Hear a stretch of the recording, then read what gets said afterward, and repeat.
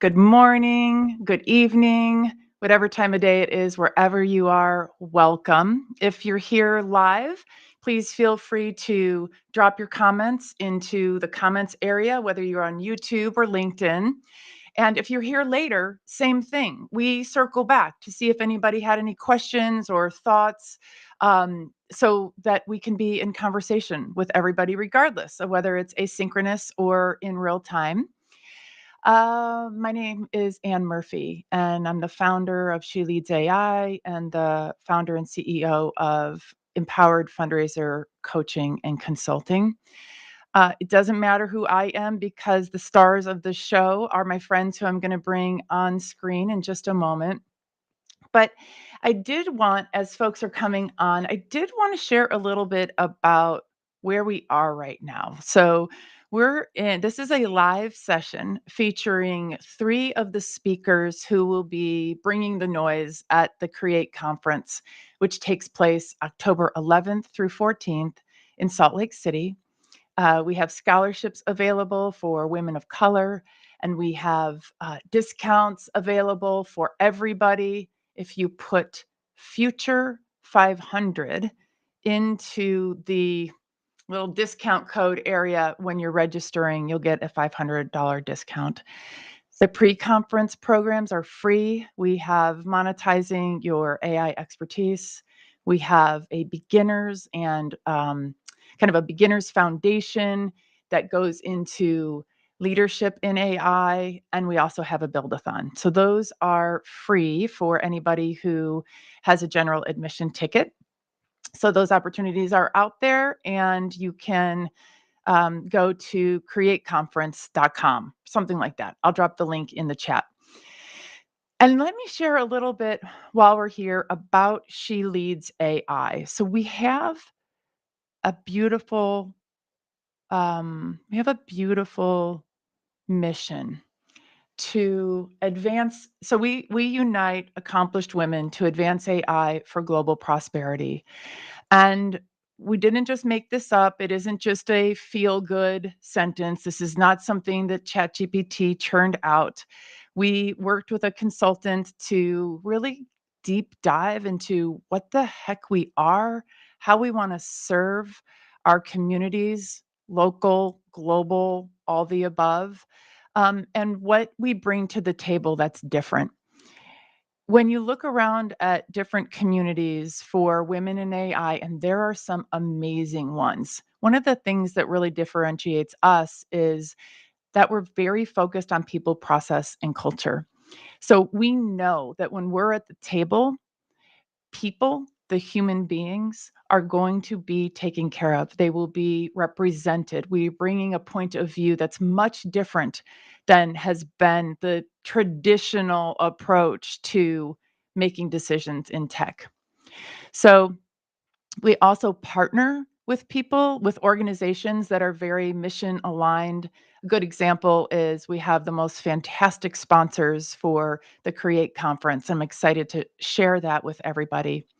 So we have this ambitious mission. There are a couple different ways that we carry it out. One is through our AI Academy, which is an external facing AI education platform for women. We have offerings for beginners, intermediate, and advanced. We have boot camps, we have on demand, we have intensives. And one of the things we're most proud about is we have a certified AI educator program. And through that program, our cohort graduates with an internship. We work with an organization called YouGo that supports young women or emerging leaders in poor countries to go to college. And we now teach those women how to use AI responsibly. And we're building additional curricula for them. So it's very exciting. And like I said, our certified AI educators graduate the program with an internship, which is very, very unique. So we have the AI Academy. We also have a consulting agency that is in the works, and it will launch with gusto before the end of the year. So we have a breadth of AI experts who are ready to serve a very wide breadth of organizations and companies. All sectors, pretty much all sectors, are currently represented. So stay tuned for that. We also have our She Leads AI Society, which is where women gather for peer learning. We all have recognized that there aren't a we're in a pretty small group of women who are at the pretty elite level in AI knowledge and AI consulting and bringing AI into our companies as entrepreneurs. And so we now teach each other what to do. And so that exists. We are hosted on Mighty Networks. And then finally, we have tons and tons of events to bring women together. We have social Saturdays, so anyone can join anytime.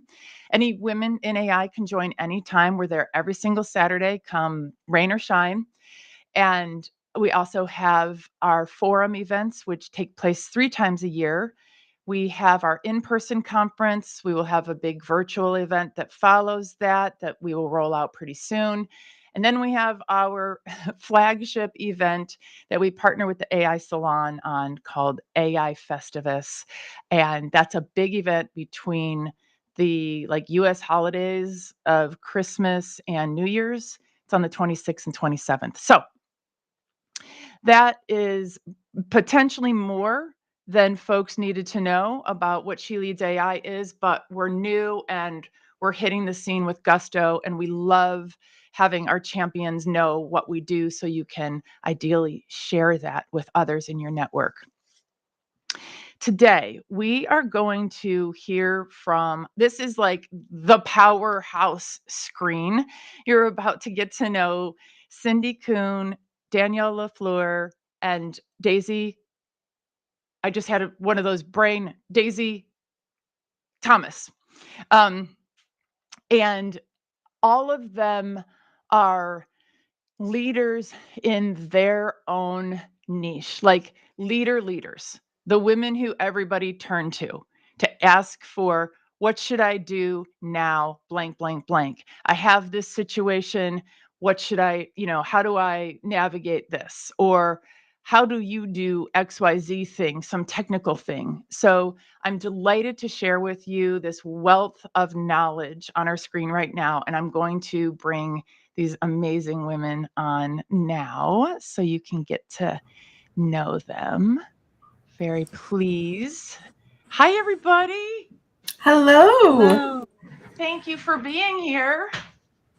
Thank you so much for having us.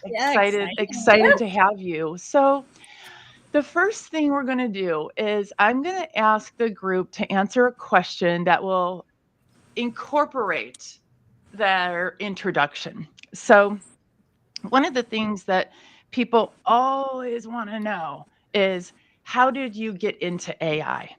Right?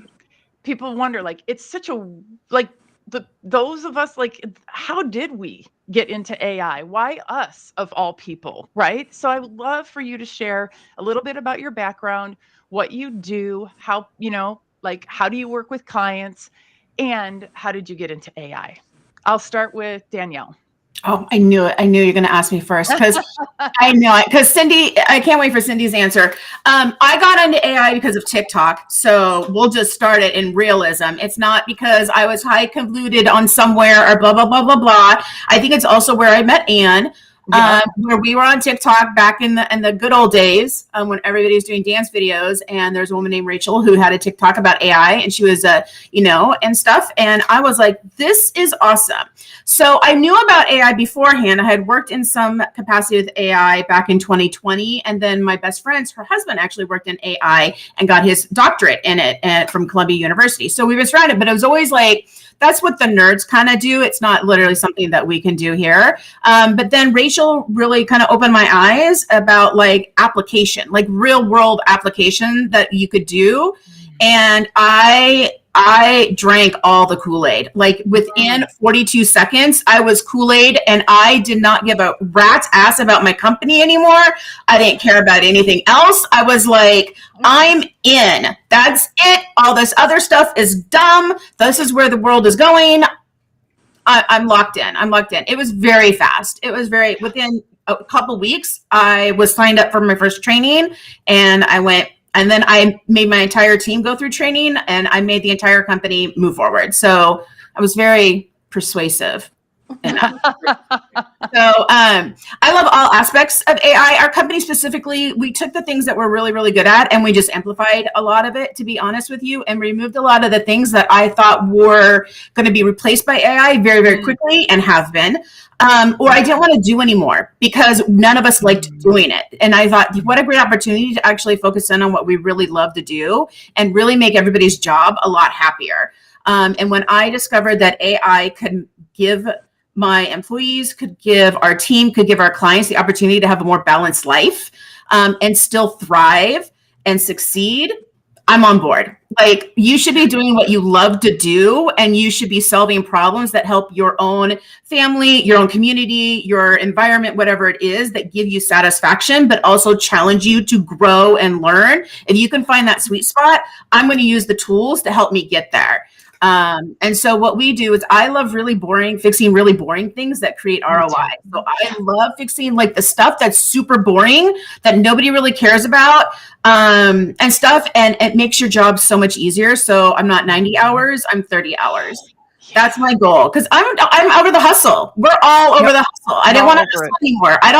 We don't hustle anymore. So, I like ops. Like, we're deep diving into operations and streamlining it and really helping. I really want clients, and I hope Cyndi, because Cyndi has the best job. Both of you do, right? You, Daisy and Cyndi, you are like, we're in the future. I'm like, how do I become a futurist? Like, that's my next leap, is to go into the futurist thing. Because how do you can fix ops for right now, but how do you leapfrog to make sure that you can create legacy, right? And change society as a whole. And I think AI is prone to be able to do that. Like, we are at a turning point where we can make some massive cultural massive changes. Yeah. And it can be the most amazing thing that will really leapfrog humanity past the millennial of decades and decades of stupidity, like of mass stupidity. And we have this opportunity to take advantage of it. And I think we should. Absolutely. It's remarkable how aligned my journey is.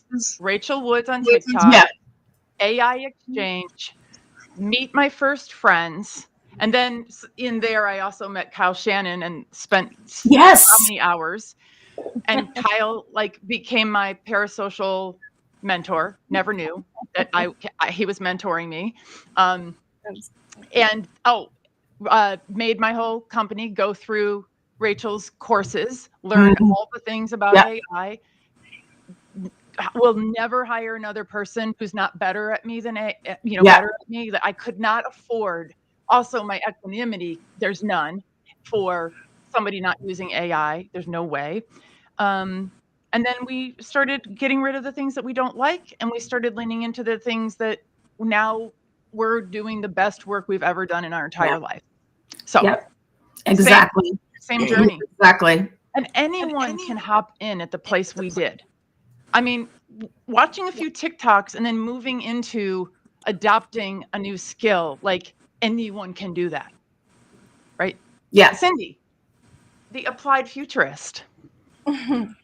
I forgot what the question was. Just introducing ourselves. I was riveted, Danielle. And taking notes. I was like, I think I need you. I need you too, Cyndi. We'll be besties by the end of this thing. And then we'll be in Utah and we'll be skipping down. Exactly. Yeah. So I'm Cyndi Coon. I'm an applied futurist.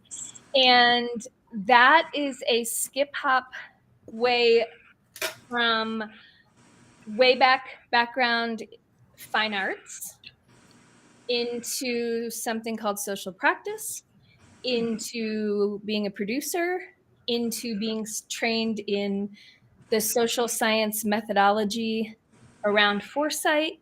And then since then, I am the co-founder of the Threatcasting Lab at Arizona State University, and of that methodology, Threatcasting, which is published by Springer Nature, and also the co-founder of Futurecasting, which is coming out from Springer Nature soon. I don't have a date. And what that really means, really quick, is I have methodologies that we use to walk through to the future. That's why if you find me on LinkedIn, and I hope you will, it says I'm a time traveler. And that's because I spend most of my time, actually about 10 years out in the future, swimming in data. I am a data nerd. Like, data to me is just the same as a fine art material. Totally. I see, and I'm not a numbers, I'm not in quant, I'm qual. So what that means is I'm all story and narrative. I'm all human, human, human. So that's what I've been doing. And then part of my work is we research out into the future. So back in 2017, my lab did a report about what's coming with AI. And I knew, I've been watching. So as it was coming, I had a checklist that we built in 2017, essentially. And so when it arrived, I was literally, because I'm a creative and science stuff. I'm not a techie at all. So I understood when the stuff was going on in the background, but that was never me. So I didn't feel invited in that space, when it was open source. But when it became available for all of us, the first thing that happened for me is I have so much data. That's awesome stuff. It's so awesome. But over the years, it has been created, used in this way, and then that's all we were capable of. Because we didn't, part of my practice also, we do these things, but we also did always produce what we call sci-fi prototypes, which are comic books, graphic novels, and animations around the research. But we always had to end there because, budget, time. So AI shows up. Day one, open that box and I jump all the way off the cliff because I realize I know what I'm going to be able to do is start dumping stuff in that's already public information, by the way, and see what comes of it. So as it has grown for me over the last almost 3 years now, I've been joining all the communities. I joined some communities and then left that I felt like didn't suit me, and I backed back out. Stayed in the communities that I really appreciated, which I would say are those that are filled with the women. I mean, that's just, we have our Kyle Shannon. We love our Kyle Shannon. But really, it's all the women, right? And then we all ended up gravitating towards each other, and it's because the generosity. So that's what keeps me in this space and why I want to keep playing, learning, working, upping my game, striving for more excellence of how I can be in this space and serve the greater community, even beyond our community, but I mean everybody, because all the women are generous. Yep. And so I have access to everything. That's the thing that it's like, is the most exciting for me is I can say yes to any client too, by the way, on anything, because I got it covered. I've got like an army of ladies. I really do. And Daisy will tell you how many times have I called Daisy and said, hey, can I hire you for this little thing? Or can you volunteer if it's this or that or whatever? So I think I answered. That's my love of AI. It's fantastic. And I'm so with you on the part about generosity, because our Women in She Leads AI are so generous with their IP that we actually put something into our code of conduct that says, yo, everyone's sharing their IP. It's just for us. Because I mean, people are showing their proprietary things, their offers, their pricing, like their gaffes, their triumphs. And we were like, there's like hundreds of thousands of dollars of content in our library that would launch businesses, launch Right. and we finally had to say, hey, everybody, just in case you were thinking about it, this is not for sharesies, because no givesies backsies once you give somebody your IP. So anyway, yeah, the generosity is off the charts, and it is, from what I can tell, the community level is the only place where the real learning is happening. If you wait for some Coursera course or even like a LinkedIn, whatever, it's all of us fanning out, learning our learnings and ours, in our verticals, and then bringing that knowledge back to each other for rapid transfer. I just think it's the most efficient, it's the deepest dives, it's the most actionable way to learn. I know I'm biased, but I just don't see another way to really quickly learn this stuff. Daisy Thomas, there are only a couple of people I know in AI who do what you do, and yet you probably have the most important role in our field. And I can't wait for people to learn more from you at the Create conference, because I always say, most of us weren't born knowing how to do the stuff that you do. And we need to be taught it. And you're the person who we're all looking to. We read what you write. You inspired all of us to make lots and lots of GPTs. And we all were crestfallen as well when we realized we needed to update them every single time they changed something. So we've been in that boat together. Please tell the people who you are, how you got into AI, and what you do that is so important in this work that we're all doing together. Not to put you on the spot. Sorry. Sure.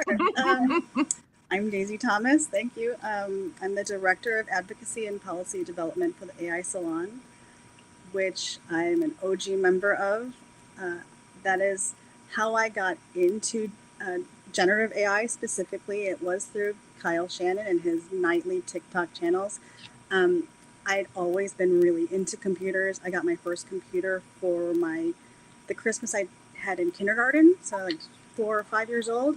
So I've always been just obsessed with computers, but I wasn't very good at the programming side of it, but always like a tech cheerleader, always so well aware, watching all the plays, being so aware of what's happening and seeing what was going on in the future of it, but just knowing that I wasn't the one playing that game. I was just a super fan on the sidelines. And then, I was an old school forum and bulletin board moderator and all of those kind of way back in the early days of the internet.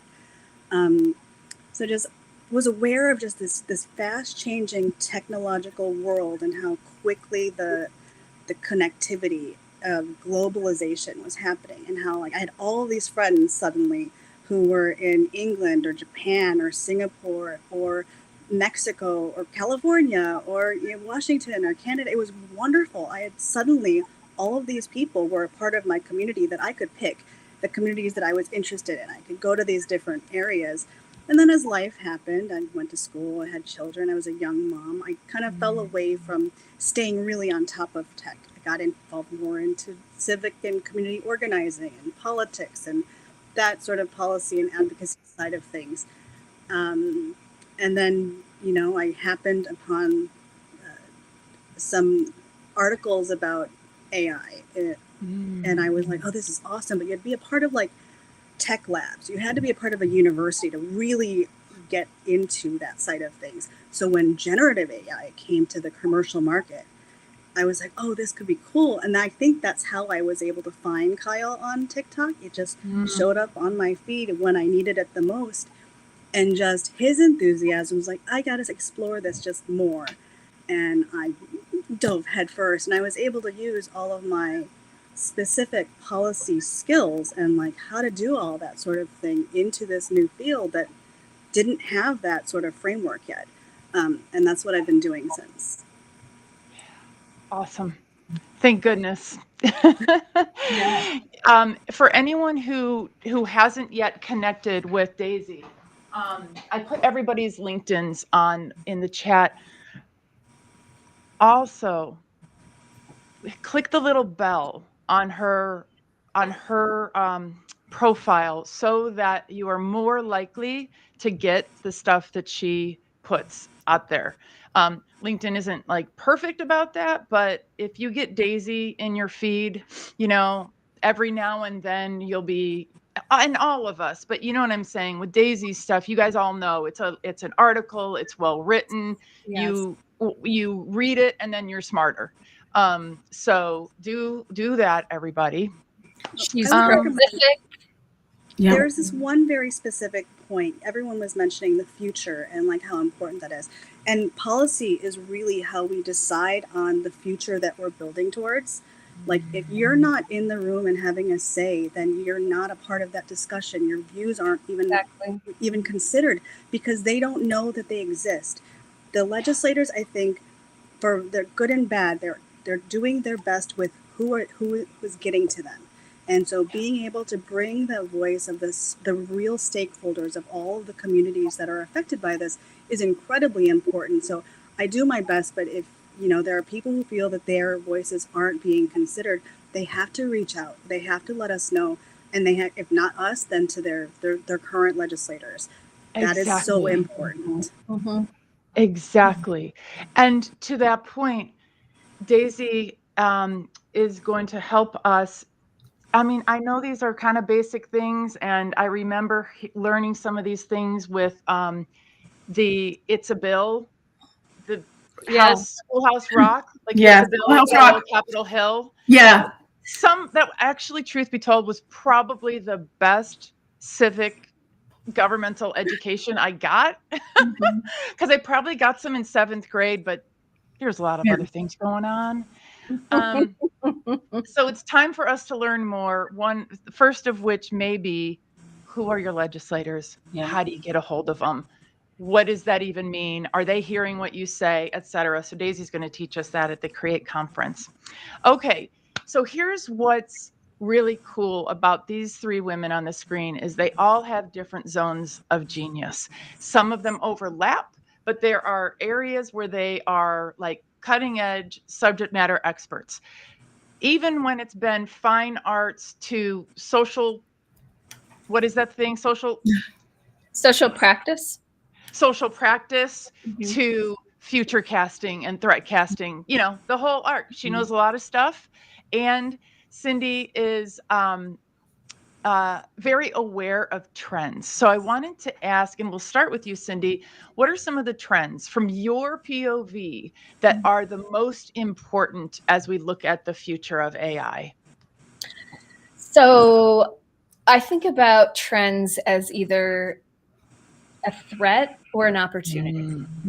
It's just, I don't think about it in a neutral, real state, just to be really honest, because to me, a trend is a signal. And so it's either a weak signal that is to be watched as it trickles, or it's a really strong signal that is pointing in a really specific direction, let's say. So that's just to set that up. That's how my brain thinks about that word trends. So I want to really focus on that opportunity space because quite honestly, I know it is absolutely important. It is absolutely valuable. And there are absolutely experts speaking on the threats around AI. I will speak on that when someone pays me to speak on it, is what I want to say. Okay. Then I will run a threat casting and you can ask me all day long about it after I am paid to base it on some science I do.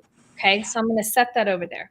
So I want to focus on the opportunity really quick because that's who I am as a human. I'll drive you crazy with my positivity. I am a ridiculous off the chain optimist.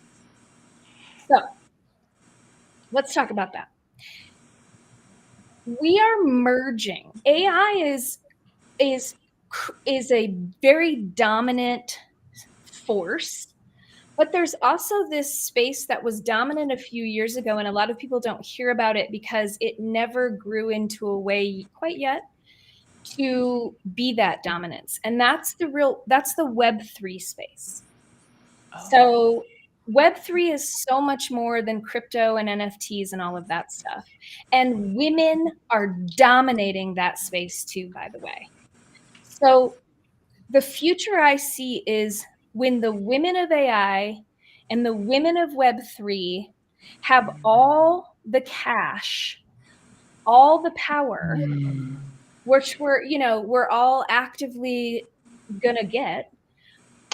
Then what happens is what we have seen for many years across everybody's futures research, not just my labs, is the future of Web3 is about extreme personalization. And that's lining up with AI too, as people are building their own models as ways to use less resources. You see people really actively trying to use AI in a way that's responsible and connects to the very individualized personal. So here's the thing. We can run this deep personalization into a dark place. We can all imagine where those things go. Or we could take over as women and we could say, whoa, wouldn't it be amazing if we could actually create this ecosystem globally where the combination of AI and the attributes of Web3 give people ways to earn and learn like never before. So it sits right in front of us. It already exists. There are already people in these spaces. Are we going to kill it off or are we going to lift it up? And it's all about women and women taking care of their communities financially and through learning. So that's what I see. And I'm as deeply active as I am in the AI community. I'm also active in that Web3 community because it's the same juicy generosity. First of all, thank you for that.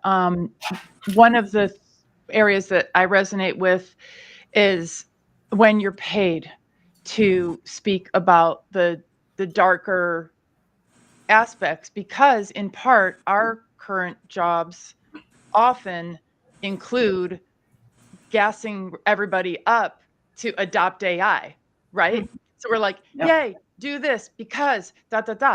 But we're losing as much sleep as everybody else. Our enthusiasm is not abject. So you think about how do you bring a little bit more of an even keel point of view without bumming everybody out so bad that they're just like, nope, they can't do it, cannot do it. But if someone pays me to tell them the risks, absolutely. And I try not to editorialize. What's that? Happy to. And that's the exact point is that you got to pay me to go down that path because it takes a lot out of me.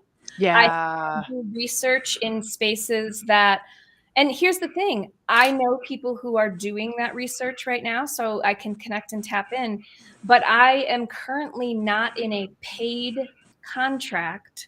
So I'm going to talk about the good parts. Yeah, there you go. Daisy, what trends are you seeing from your point of view? I'm seeing a big issue with the outdated policies for things like HIPAA and FERPA, COPA, the Children's Online Protection Act. There's all of those things. They're well intentioned, but they now need to go through this new cycle of being like a 2.0 version. I know that with the COPA, there is a potential 2.0. I don't know where it stands as of yet. It's been a few months since I looked into it. But, adults are one thing, but when it comes to children in these spaces, there has to be a level of accountability and responsibility. And for students specifically, so much of their entire personal data is just being willy-nilly put into these systems because the teachers and the administration aren't being trained well enough. These platforms that they're using don't have those kind of security issues in place. So to me, just personally and professionally, I am a mother with young children still at home. I have, older kids who are out of the house as well, but I have kids from 7 to 23. So like that wide range of how all of this affects their development in all of those critical stages is like always first and foremost on my mind. And so all of the policy lens that I bring to the table is through that. It's through very much how is this affecting not just my children, but my neighbor's children or people down the street's children or anyone else's children, because not every parent is as engaged in what's happening with their children at school or at home. Not everyone has the capacity, not everyone has the ability, not everyone has the interest, which is a shame, but that is just the reality of the world we live in.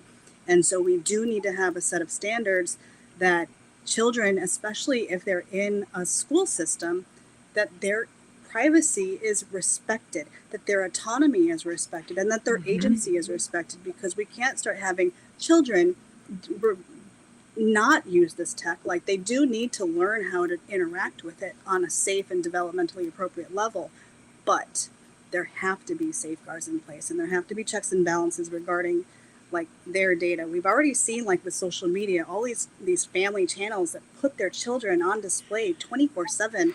Like, what is that going to do to them in 20 years? We all know what it's like Nothing being good. raised as a Gen X or millennial, and like, oh, now we see it. But there's that cycle, and when you introduce this entity that's not human, but I mean, it does interact so much like one, that these children, especially children who don't have an appropriate adult that they can really share intimate feelings with, they're turning to these things. And, for better or worse, sometimes that's wonderful. That's a lifeline that kid will keep them from doing harm to themselves. And sometimes that's a really detrimental thing. And finding that balance is something I know all of the big companies are struggling to figure out. No one wants these kids to be having sensual conversations, but how do you also legislate that? How do you govern that? How do you ensure that all these kids aren't lying about their ages when they go on? I mean, there's just all those little things that as parents and caregivers we just are dealing with at like an exponential rate. So yeah. I don't really know, but that's kind of what my biggest mindset issue is on it. And the trend that I'm focusing on. Yeah. What is the children's one called? Obviously I know HIPAA, and obviously I know FERPA. What's the children's one called? The Children's Online Privacy Protection Act. Okay. The senator from Massachusetts, I forgot his name, and I'm so sorry, because I met with his office and they were lovely people. But he was the one who introduced that and got that passed in like 97, 96, a long time ago. And I know that they are either updating it or did update it and introduce it, but they are trying to act specifically for the children's privacy and how, exponentially, like I said, it's affecting everyone's kids right now. Yeah. What I love about this era with generative AI is that it gives us the opportunity to break what's already broken. And I think about, I spent 30 years in higher ed fundraising, and how often I received information by email that I'm not on the list to receive. I'm not at the security level where I should know GPAs, right, of our students, how they identify racially and ethnically, and so on and so forth, right? What professor they're having issues with, et cetera. I mean, that would just show up in my email. And so now, I'd never gotten training on FERPA. No one has, right? Like the FERPA people have, like probably 10 people at a university have. And so I routinely got to see that. And now we get the chance to say, hey, who's had FERPA training? What are the rules? What are our guidelines for uploading information into da da da da da? And that's one of the things that I appreciate the most. It's a before and after moment where we get to look at all these things, find out, was our HIPAA policy for fundraisers what it should be? let's now take a look at that. One of my clients are fundraisers for hospitals. They know, and they put into the CRM all this confidential information about people's health. I mean, PII like crazy.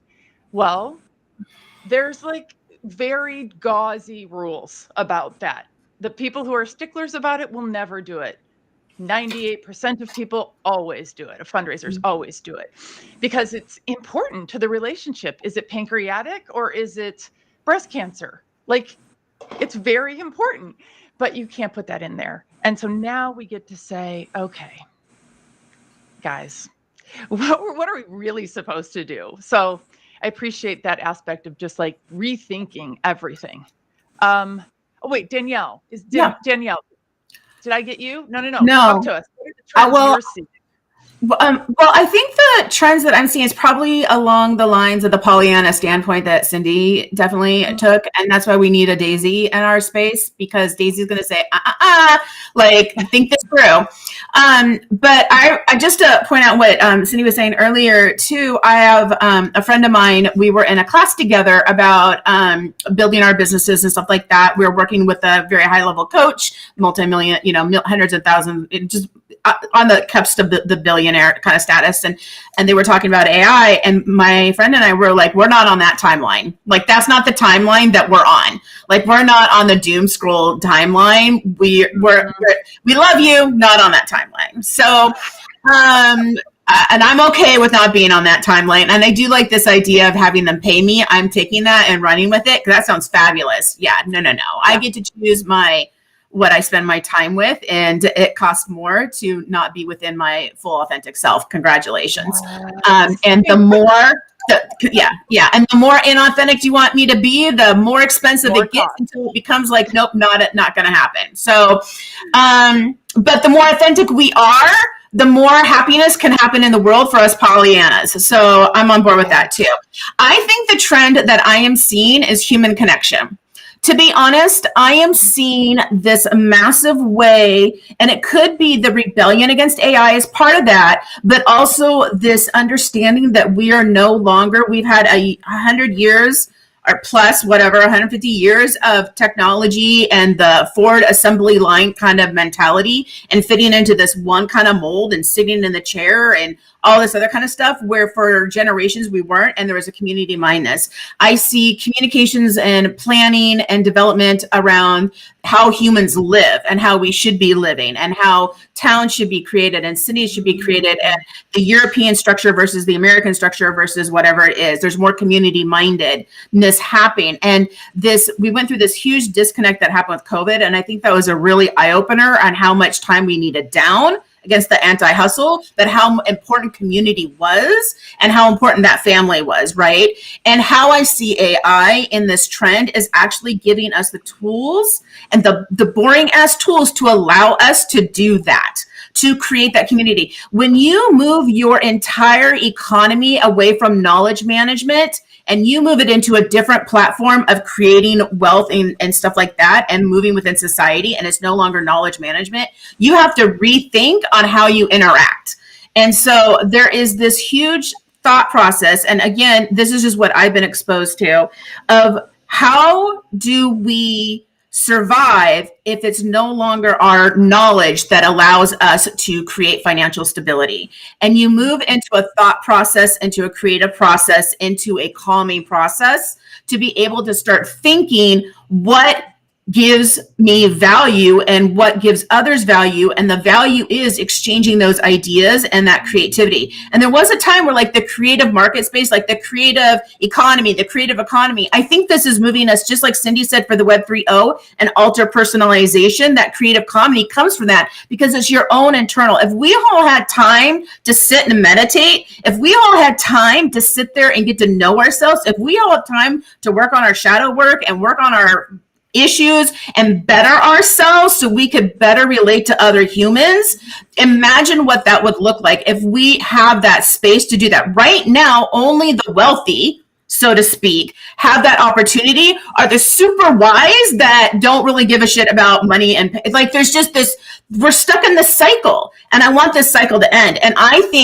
thinking Gen Alpha, maybe the generation that they're like, we don't want that. Like, we're not going to live like our grandparents, just like we don't want to be like boomers or whatever it is. Like, we are breaking these generational curses over and over. And we are coming to that cusp. And when you come to that cusp, when you start breaking that patriarchy kind of like crust thing, boy, do they fight back really hard. Really hard, but it's too late. It's already moving over this. And it's just that last, are we allowed to swear on this? The last beeping thing that kind of moves this, but I see this transition. And I'm not saying it's not going to go down like this. You can't have a really high without the low, but we are coming to a change. We have the opportunity, like, I really believe we have a change, the opportunity. We can recycle the whole thing and let it expand another 500 years, or we can cut it down by 100 years. And I don't want us to steamroll into this kind of thing without thought and due process. And like we said, we need the daisies, we need the advocacies, we need the time to build this in, the education, all that other kind of stuff. We have to have that, or we will steamroll into a whole other side of stupidity, right? So, but I see human connection as either the trend that I'm seeing the build or the trend that's going to happen. And when you have that, there's so much more opportunity. The opportunity for inner growth, societal growth, your job growth, your personal happiness.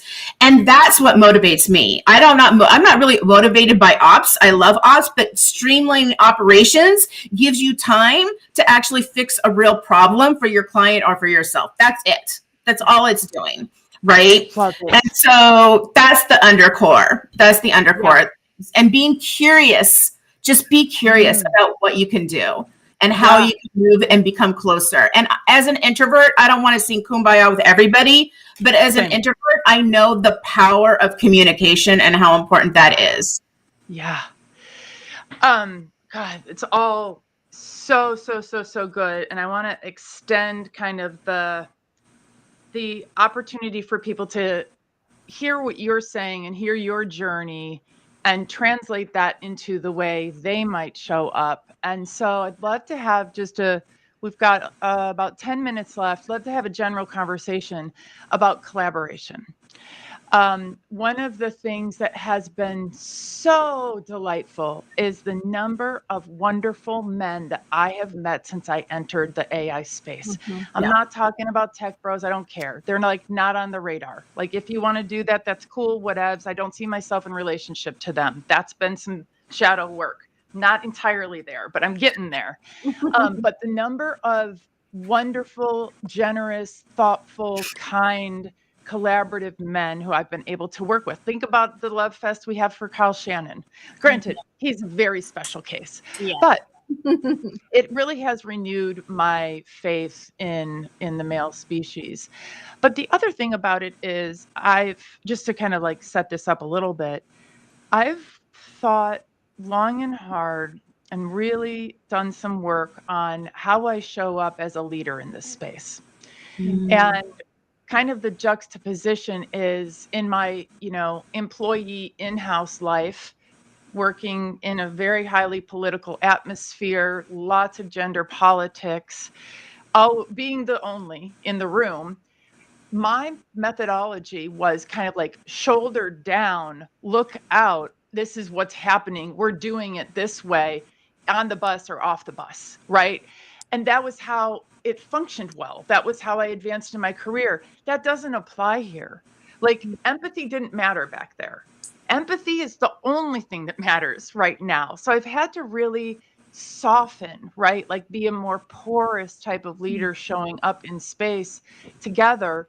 And I do know that this is an opportunity for all women to kind of re-debut themselves in their communities. So I was wondering if you could share a little bit about how, and maybe take this wherever you want to, but how have you intentionally decided how to show up for women in AI? Any one of you chime in. I have a thing that, if you come to create, you will hear me say this again, but maybe a slightly longer version, which is, here's the thing. Once you're in, like we're in, once you've dabbled, you immediately have a responsibility. And the way I frame this in a metaphor for myself, because I think about it every day, is right now, we're still in a space where there's motion and movement and there's still room. A tsunami will be here shortly, and it will be so serious for so many people. And so right now, we have to build our rafts so that we're prepared to take people on. And as women, we're the ones. So I am building a very big raft. It has couches and bookshelves. Lovely, lovely. I'll be prepared to take anyone in. But that's my personal real focus is if I meet a woman and she's a dabbler, she wants more, she's got me. Yes. I am there. I will help her put into a place till she's like, okay, let me roll with this for a while. Yes. Every time. Love it. Love it. Being open, the yes, right? Yeah. The answer is yes. I love that. I feel like I just drag them. I feel like I'm the person that says, no. There's this person on TikTok who did a thing for me. I hired them to do some stuff, and they were amazing. And I was like, yeah, no, you need to be an AI. Like nothing to do with AI. Like had no interest, no blah blah. And I am dragging this person and their partner into like, hey, I got you a coupon for, you should come and learn about AI in Utah. Hey, you should do that. I'm text messaging them like, get on LinkedIn. I'll introduce you to blah blah blah blah. Like I just drag them. So I don't wait for you to dabble. I'm dragging you with me as we move along this boat. Just you're coming on the raft. You gotta get on because you're gonna drown. For pity's sakes, get on the damn raft. And if you're not getting on the raft, I'm moving your ass onto the raft and we're moving because I don't have time for this baloney blah blah blah, right? So that's been my strategy. We'll see how well this works, But you also mentioned a little bit earlier about men and stuff. And I do want to say, even though I talked about the patriarchy, I have some amazing men that work for me. I think Chris, who's our head department for our engineering department, right?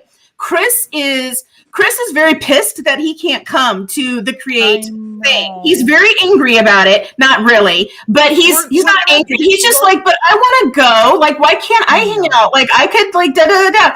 And so he is very much the nerd. He plays the D&D. Like, we have the whole scenario going on.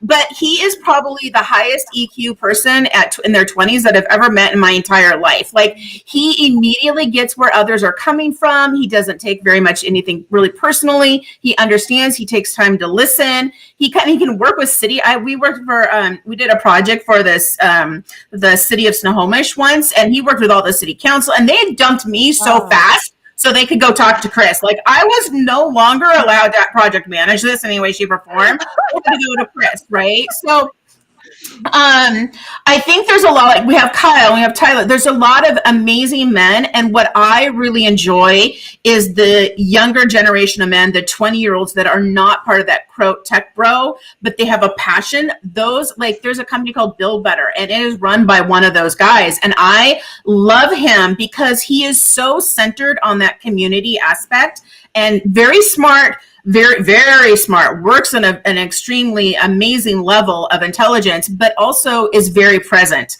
and very authentic and very real and hear about creating that community. And I love that. So we have a lot of men in this space that they're going to help us change those tides and create a better equilibrium. And I think you do have to have that balance. Yes. So, right. Your mentor's 23. Like we get it. When you get it, right?